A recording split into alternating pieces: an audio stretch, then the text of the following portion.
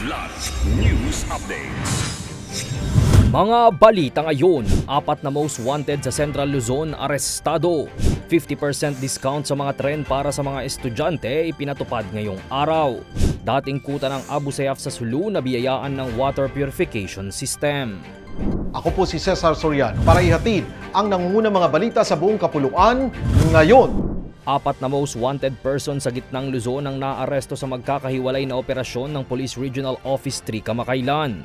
Unang nahuli sa San Ildefonso, Bulacan si Marcelo Mercado, 46 anyos, top 1 most wanted sa municipal level at nahaharap sa kasong acts of lasciviousness. Sunod na inaresto sa Apalit, Pampanga si John Lester Fajardo alias JL, 18 anyos dahil sa kasong may kinalaman sa iligal na droga. Sa Kalumpit, Bulacan naman nahuli si Terry Rosal, 42 anyos na may kasong panggagahasa at walang inirerekomendang piyansa.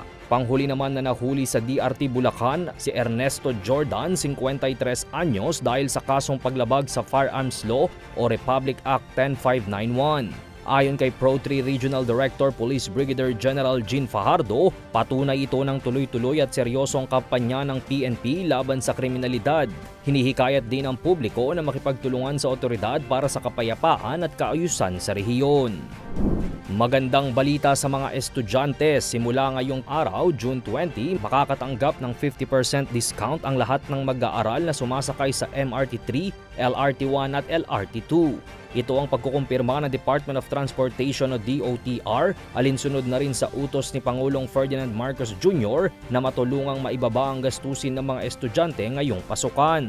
Ang 50 diskwento ay magagamit lahat ng estudyante sa grade school, high school, college at maging mga mag-aaral na naka-enroll sa postgraduate studies kabilang na ang masters, medicine at law school students. Upang makapag-avail ng 50% discount, kinakailangan lang bumili ng single journey tickets ang mga estudyante dahil hindi pa available ang discount sa VIP cards. Epektibo ang sasabing diskwento araw-araw kasama na ang weekend at holiday na tatagal hanggang taong 2028.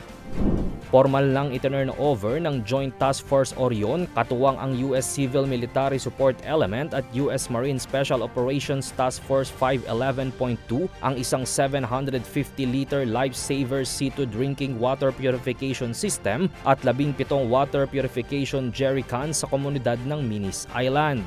Ang lugar ay dating kuta ng Abu Sayyaf Group ngunit tuluyang nalinis ng militar noong 2018 at isinailalim sa mass-based operations noong 2019.